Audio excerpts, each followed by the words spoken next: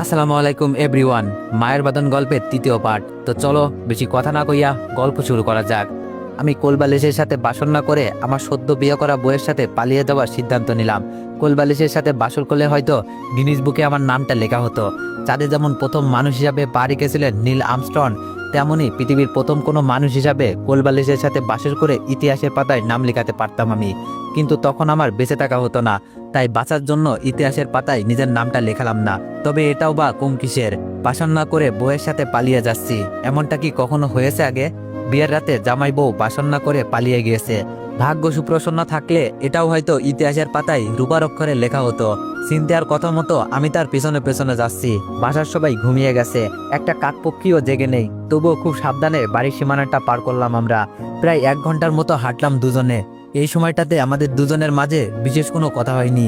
নিরাপদ একটা জায়গায় এসে চিন্তার প্রথম যে কথাটা বলল সেটা হলো, আপনি চাইলে চলে যেতে পারেন এখন। আপনি আমার জন্য বিপদে পড়েছিলেন, আবার আমি আপনাকে বিপদ থেকে উদ্ধার করলাম হিসাব বরাবর।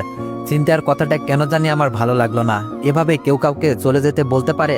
আর তাছাড়া সে তো আমার বিয়ে করা বউ, হোক না সেটা পরিস্থিতির শিকার, তবুও তো আমরা দুইজন এখন স্বামী স্ত্রী। আমার তার উপর খুব করে জোর কাটাতে ইচ্ছে করলো, কিন্তু কেন এক অদৃশ্য বাঁধনের কারণে সেটা পারলাম না। আমি খুব নরম হয়ে সরল গলায় বললাম, এত রাতে আপনি এই জনমানব শূন্য স্থানে ভয় পাবেন না? আর বলা তো যায় না কখন কে এসে ঝাঁপিয়ে পড়ে। দেশের অবস্থা তো জানেনি, যেই হারে ধর্ষণ হচ্ছে, তার উপর আবার আপনি অনেক সুন্দরী। আপনার উপর থেকে নজর সরানো অনেক টাফ। তাই বলছিলাম আরেকবার ভেবে দেখেন, সত্যি কি আমি চলে যাব নাকি আপনার সাথে থেকে যাব? আমার কথাটা শুনে সিনথিয়া আগে স্বাভাবিক অবস্থা থেকে কিছুটা হলেও ভয় পেল। তাই আমাকে বলল, আচ্ছা ঠিক আছে, তবে সকাল হলেই আমাদের দুজনের রাস্তা আলাদা হয়ে যাবে, মনে থাকে জানো। আমি তার কথা শুনে হ্যাঁ না কিছুই বললাম না, শুধু মাথাটা নাড়ালাম। সারা রাত চিন্তার সাথে কাটালাম আমি, অনেক কথা বললাম তার সাথে। আমার অতীতের বেদনাদায়ক দিনগুলোর কথা তাকে শোনালাম। তবে সে এক মুহূর্তের জন্য আমার জন্য মন খারাপ করলো না, বরং সে তার বয়ফ্রেন্ডকে নিয়ে চিন্তায় পড়ে গেল। কারণ সারা রাত ফোনের পর ফোন দিয়েও তার কোনো খোঁজ পাওয়া গেল না। আজ 2 দিন হলো তার ফোন বন্ধ। সকালে যখন তাকে আমি বললাম, তাহলে কি এখন আমি চলে যাব? যেহেতু এখন আর আমাকে আপনার প্রয়োজন নেই, আমি থেকেই বা কি করব? তখন সে রাগী কণ্ঠে বলল, চলে যাবেন মানে? আমি কি চলে যেতে বলেছি আপনাকে? আপনি আমার সাথে ততদিন থাকবেন যতদিন না আমি আমার বয়ফ্রেন্ডকে খুঁজে পাচ্ছি। তখন আমি রাগে চোখে তার দিকে তাকিয়ে বললাম, মানেটা কি? সবকিছু আপনার ইচ্ছেতেই হবে নাকি? আপনি নিজের বাঁচানোর জন্য আমাকে বিয়ে করলেন, অথচ আপনি চাইলেই আপনার বাবার পছন্দ করা ছেলেটাকে বিয়ে করতে পারতেন। তাহলে আর আমাকে এত ঝামেলায় পড়তে হতো না। এখন আবার বলছেন আপনার কথা শুনতে হবে, মগের মূল্যক নাকি? তখন চিন্তিয়া বলল, হ্যাঁ আমার কথা শুনতে হবে, কারণ আমি আপনার বিয়ে করা বউ। আর বউয়ের কথা জামাই শুনবে না তো কে শুনবে? বয়ফ্রেন্ডের সাথে দেখা করব, আপনাকে ডিভোর্স দিব, তারপর আপনার যেখানে ইচ্ছা চলে যাবেন, আমি কিছুই বলবো না।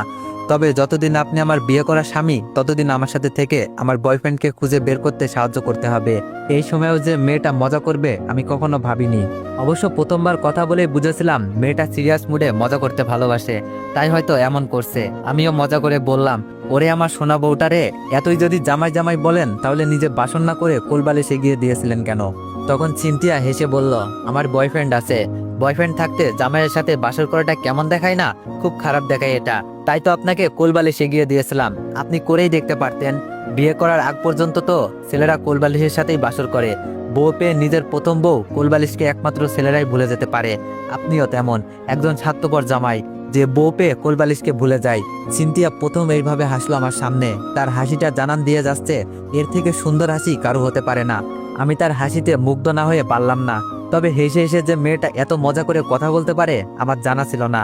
আমিও মজার ছলে বললাম, আর জামাই থাকতে বুঝি বয়ফ্রেন্ডের কাছে চলে যাওয়াটা খুব ভালো দেখায়? আপনি আমাকে বলেন তো, জামাই আগে না বয়ফ্রেন্ড আগে? তখন সিনথিয়া বলল, অবশ্যই বয়ফ্রেন্ড আগে, সেই জন্যই তো জামাই রেখে বয়ফ্রেন্ডের কাছে যাচ্ছি। আমি বললাম, এটা আপনার ভুল ধারণা, জামাইকে বেশি ভালোবাসা উচিত। বয়ফ্রেন্ড তো আর আপন কেউ না, যে কোনো সময় খাঁচা থেকে উড়াল দিতে পারে, কিন্তু জামাই কখনো চাইলেও খাঁচা থেকে উড়াল দিতে পারে না। তখন সে বলল, ওইভাবে আগে না। আমি বললাম, তাহলে কিভাবে? তখন সিনথিয়া বলল, ডিম থেকে যেমন মুরগি হয় ঠিক তেমনই বয়ফ্রেন্ড থেকে জামাই হয়, তাই জামাইয়ের আগে বয়ফ্রেন্ড। এই সিম্পল জিনিসটা বুঝতে পারেন না, আবার নিজেকে জামাই দাবি করেন। আমি মেয়েটার কথা শুনে স্যামসাং ফোনের মতো হ্যাং হয়ে গেলাম। কিছু সময় স্তব্ধ হয়ে দাঁড়িয়ে রইলাম। তখন সকাল 8টা বাজে। অনেকটা সময় পর দুজনের নীরবতা ভেঙে সিনথিয়া বলল, ওর ফোনটা এখনো অফ, কি করি বলেন তো? অনেক ক্ষুধাও লাগছে। ওর কথা শুনে মনে হলো আমারও অনেক ক্ষুধা লাগছে। সেই যে রাতে বাসায় খেয়েছিলাম, তাও তৃপ্তি নিয়ে খেতে পারিনি। তারপর বিয়ে বাড়িতেও খাওয়ার ইচ্ছে ছিল না। ওই রকম বিয়েতে বর কি পেট ভরে খেতে পারে? পারে না, আমিও পারিনি। তাই আমি দুজনের ক্ষুধা নিবারণের জন্য বললাম, চলেন সামনে কোথাও খেয়ে নিই, আমার প্রচণ্ড ক্ষুধা পেয়েছে। ফুটপাতের একটা হোটেলে আমরা দুইজন হালকা নাস্তা করলাম, কারণ হোটেলগুলোতে এখনো ভাত হয়ে সারিনি। নাস্তা করতে করতে প্রায় 9টা বেজে গেল। হোটেলে কিছু সময় রেস্ট নিয়ে বাইরে বের হওয়ার পর বুঝলাম ঝাপচা গরম চালিয়েছে। এই ঝাপচা গরমে বেশি সময় রোদের মধ্যে থাকলে ডিম শুদ্ধ হতে পারে, কিন্তু এছাড়া কিছু করারও নেই, কারণ চিনতে এখনও তার বয়ফ্রেন্ডের সাথে যোগাযোগ করতে পারিনি। আমিও কাউকে ফোন দিইনি, কারণ আমার কথা সবাই জেনে গিয়েছে। এখন যদি আবার একটা মেয়েকে আমার সাথে দেখে, তাহলে আমাকে খারাপ না ভাবার কোনো কারণ থাকবে না। তাই কাউকে ফোন করে নিজেকে খারাপ প্রমাণ করতে চাইনি। 10টার দিকে চিনতে আর সহ্য করতে পারলো না, মনে হলো ঢুলতে ঢুলতে মাটিতে পড়ে যাবে। বেশি সুন্দরী মেয়েদের এটাই সমস্যা, তারা রোদের মধ্যে বেশিক্ষণ থাকতে পারে না। চিন্তা শুধু আমাকে বলল, আমি আর 10 মিনিট এখানে থাকলে মাথা ঘুরে পড়ে যাব, প্লিজ বিশ্রামের জন্য কিছু একটা করুন। আমি কি করব কিছুই বুঝে আসছিল না। হঠাৎ করেই সামনে একটা আবাসিক হোটেল চোখে পড়লো। আমি চিন্তাকে নিয়ে হোটেলে 24 ঘন্টার জন্য একটা রুম নিলাম। হোটেলের ম্যানেজার আমার দিকে আর চোখে চেয়ে বলল, কোনো কিছু লাগবে বলেন স্যার। মেয়েটা জোস। আমার ইচ্ছে করলো ম্যানেজারকে কষে 2টা চড় দিতে, কিন্তু পারলাম না, কারণ এখানে যারা আসে তারা মেয়ে নিয়ে আসে। কেউ বা নিজের গার্লফ্রেন্ডকে নিয়ে আসে, কেউ বা টাকা দিয়ে মেয়ে ভাড়া করে নিয়ে আসে। তাই ম্যানেজারকে কিছু বলতে পারলাম না। সিনথিয়া আমার দিকে আগুন চোখে তাকিয়ে আছে। ম্যানেজারকে তো মনে হয় পারলে মেরেই ফেলবে। আমি রুমে নিয়ে তাকে বুঝালাম, হোটেল যেমনই হোক না কেন আমরা সেফ থাকলেই তো হলো। আর আপনার অবস্থা দেখে ভয় পেয়ে গিয়েছিলাম, তাই সামনে যেটা পড়েছে সেটাতেই ঢুকে পড়েছি। আমার কথাগুলো পজিটিভভাবেই নিল সিনথিয়া। সে ফ্রেশ হওয়ার জন্য ওয়াশরুমে চলে গেল, আর আমি বিছানায় গা এলিয়ে দিয়ে একটু বিশ্রামের আশায়, কারণ 2 রাত ধরে 1 সেকেন্ডও ঘুমানোর সুযোগ হয়নি। চোখে প্রচণ্ড ঘুম, তাই চোখ বুজে ঘুমের ঘরে তলিয়ে গেলাম। ঠিক তখনই ফোনটা বেজে উঠল। চেয়ে দেখলাম মিলি ফোন করেছে। না চাইতেও ফোনটা ধরলাম। ওপাশ থেকে মিলি বলল, তোমার কি হয়েছে বলো তো? এতবার ফোন দেওয়ার পরও তুমি ফোন ধরো না। তোমার সাথে আমি দেখা করতে চাই। আমি তোমাকে এখন অনেক মিস করি। মনে হয় তোমাকে আমার এখন প্রয়োজন। একবার দেখা করে সবকিছু আগের মতো করতে চাই আমি মিলিকে কিছু বলতে যাব, ঠিক তখনই আমার চোখ আটকে গেল আমার সামনে দাঁড়িয়ে থাকা মেয়েটার দিকে। মনে হচ্ছে স্বর্গ থেকে কোনো পরী ভুল করে জমিনে নেমে এসেছে, এখন আমার সামনে দাঁড়িয়ে আছে। সিনথিয়া সুন্দর জানতাম, তবে এতটা সুন্দর হবে ভাবতে পারিনি। বিয়ের সাজে মেয়েটার দিকে ভালো করে তাকানোর সুযোগ হয়নি কখনো, কিন্তু আজ যখন বিয়ের সমস্ত সাজ ধুয়ে মুছে নতুনভাবে আমার সামনে দাঁড়িয়ে আছে, ঠিক তখনই বুঝতে পারলাম তার সৌন্দর্যের গভীরতা। চিন্তার দিকে তাকিয়ে মনে হলো পৃথিবীর সবচাইতে সুন্দর মানুষটা আমার সামনে দাঁড়িয়ে আছে। ভেজা চুলে মেয়েটাকে অনেক বেশি হট মনে হচ্ছে। মিলি ওই দিক থেকে সমানে চিল্লিয়ে যাচ্ছে, কিন্তু আমার কানে মিলির আওয়াজ খুব একটা গুরুত্ব পাচ্ছে না। আমার চোখ গুরুত্ব দিচ্ছে চিন্তার হট দৃশ্যটাকে। মিলি যখন বরাবর বলছিল, কি হলো তুমি কথা বলছো না কেন? আমি কি বলছি শুনতে পাওনি? তখন আমার কি হলো জানি না, নিজের অজান্তেই মিলিকে বলে ফেললাম, আমি বিয়ে করেছি, আমার বউ আছে, এখন রাখি, বাই। আমার কথা শুনে মনে হলো চিন্তা আমার দিকে এগিয়ে আসছে। আবার মনে হলো ধুর, আমি তার দিকে এগিয়ে যাচ্ছি। আবার মনে হলো না, সেই আমার দিকে এগিয়ে আসছে। আমি তার দিকে এগিয়ে যাচ্ছি নাকি সে আমার দিকে এগিয়ে আসছে কিছুই বুঝতে পারলাম না। সিনথিয়া আমার দিকে এগিয়ে এসে বলল, কি হয়েছে বলুন তো, আর এভাবেই বা তাকিয়ে আছেন কেন? তার মানে মিলিকে বলা কথাগুলো সিনথিয়া শুনতে পাইনি। তাই আমিও ওই প্রসঙ্গটা এড়িয়ে যাওয়ার জন্য বললাম, কিছু হয়নি তো, আপনার দিকে তাকানো যাবে না এরকম কোনো রুলস আছে নাকি? থাকলে বলতে পারেন, আমি মেনে চলবো। আমার এরকম টেরা কথা শুনে যে সিনথিয়া খুব একটা খুশি হতে পারলো না সেটা বুঝলাম আমি। সে কিছুটা মন খারাপ করে বলল, এমনিতেই আমার বয়ফ্রেন্ডের চিন্তায় মন সবসময় খারাপ থাকে, তার উপর আবার আপনার এরকম কথা। আপনি একটু ভালোভাবে কথা বলতে পারেন না? আমি না হয় ডিপ্রেশনে আছি, তাই এরকম ব্যবহার করি আপনার সাথে, কিন্তু আপনি কেন আমার সাথে এরকম ব্যবহার করেন? আমি সিনথিয়ার কথার প্রতি উত্তরে বললাম, আমি ভাই সবসময় ডিপ্রেশনে থাকি। আমি ডিপ্রেশন থেকে দূরে থাকতে চাইলেও ডিপ্রেশন আমাকে ছাড়ে না। আপনার পেছনে এমনিতেই অনেক টাকা খরচ হয়ে গেছে আমার, আর সম্ভব না। আমরা দুজন দুজনের রাস্তায় চলে গেলেই বেটার হবে। কেউ কারো যেহেতু প্রয়োজনে আসার কোনো সম্ভাবনা নেই, সো আলাদা হয়ে যাওয়াটাই ভালো। আমার জীবনটা আপনার মতো এত সুখের না, এত বিলাসিতার না। আমার অতীত শুনে হয়তো আপনার হাসি পেয়েছে, তবে আমি জানি আমার অতীত কতটা কষ্টের। তখন সিনথিয়া বলল, প্রয়োজন নেই মানে? আমি একটা মেয়ে হয়ে কিভাবে এই ব্যস্ত শহরে আমার বয়ফ্রেন্ডকে খুঁজবো? ওর ফোন খোলা থাকলে তো কোনো সমস্যাই হতো না। আর আপনাকে তো আমি বলেছি আপনি যেতে পারেন না যতক্ষণ না পর্যন্ত আমার বয়ফ্রেন্ডের সাথে আমার দেখা হচ্ছে। আর টাকার কথা বলছেন, সব টাকা দিয়ে দিব আপনাকে। আমি বাসা থেকে বের হওয়ার সময় অনেক দামি দামি জিনিস ব্যাগের ভিতরে নিয়ে এসেছি, এগুলো বিক্রি করলে অনেক টাকা পাওয়া যাবে। আপনি হিসাব করে রাখেন, সব টাকা দিয়ে দিব আমি কিছু বললাম না। দেখতে দেখতে 24 ঘন্টা পার হয়ে গেল, বাট অবস্থার কোনো পরিবর্তন হলো না। বাধ্য হয়ে আমাদেরকে একটা বাসা ভাড়া নিতে হবে। মেয়েটা কাবিননামা সাথে নিয়ে এসেছিল, সে হয়তো জানতো এমন কিছু হবে, এটার দরকার হতে পারে, তাই ব্যাগে ভরে নিয়ে এসেছিল। আর সেটার কারণেই ঢাকা শহরের বুকে একটা বাসা ভাড়া পেলাম দুজন। আমি যে শুধু সিনথিয়ার জন্য বাসাটা নিয়েছি তা না, এখানে আমারও লাভ আছে। আমার থাকার জন্য একটা জায়গা দরকার ছিল, এর থেকে ভালো জায়গা হয়তো আমি পেতাম না, তাই এটাকেই বেছে নিয়েছি। কারণ বেঁচে থাকার জন্য একটা চাকরি দরকার, অন্তত আমার মতো মানুষদের। কারণ আমার আগে পিছে কেউ নাই, আমার থাকা খাবার ব্যবস্থা আমাকেই করতে হবে। সকালে ঘুম থেকে উঠে বের হয়ে যেতাম চাকরির খোঁজে। অনেক পরিচিত বন্ধুদের কাছে বলেও রেখেছি একটা চাকরির কথা, কিন্তু কেউ সেরকম কোনো ব্যবস্থা করে দিতে পারিনি। সবাই নিজেকে নিয়ে ব্যস্ত। আজকাল অন্য কারোর জন্য কেউ শ্রম দিতে চায় না, কারোর কাছে অনুরোধ করে নিজের মর্যাদা কমাতে চায় না। আমার পরিচিত একজন মানুষ আছে, সে যদি তার উপরের জনের কাছে শুধু একটা সুপারিশ করে, রিকোয়েস্ট করে আমার চাকরির জন্য, তাহলে হয়ে যাবে। কিন্তু সেটা সে করবে না, এতে নাকি তার মান কমে যাবে। বাসা নেওয়ার পর 1 মাস চলে গেল। এই 1 মাসে অনেক কিছু পরিবর্তন হয়ে গেছে।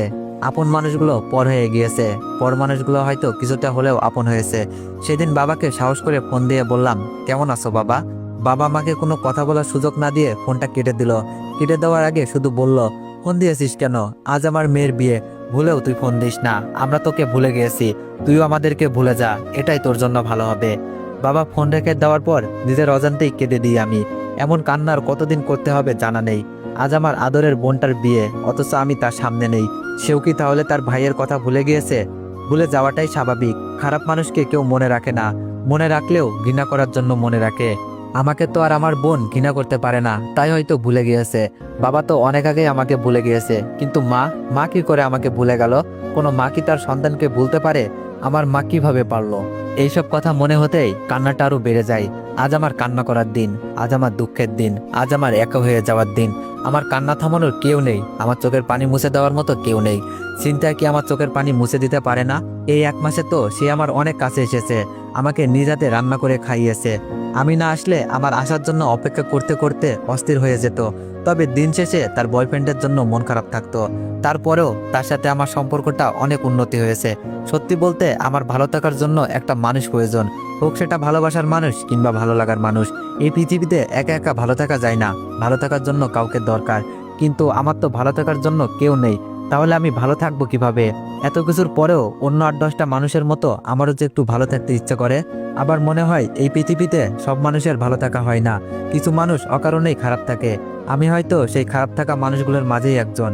হঠাৎ করে লক্ষ্য করলাম আমার পেছনে সিনথিয়া দাঁড়িয়ে আছে। আমি চোখের পানিটা মুছে তার দিকে তাকাতেই সে একটা হাসি দিল।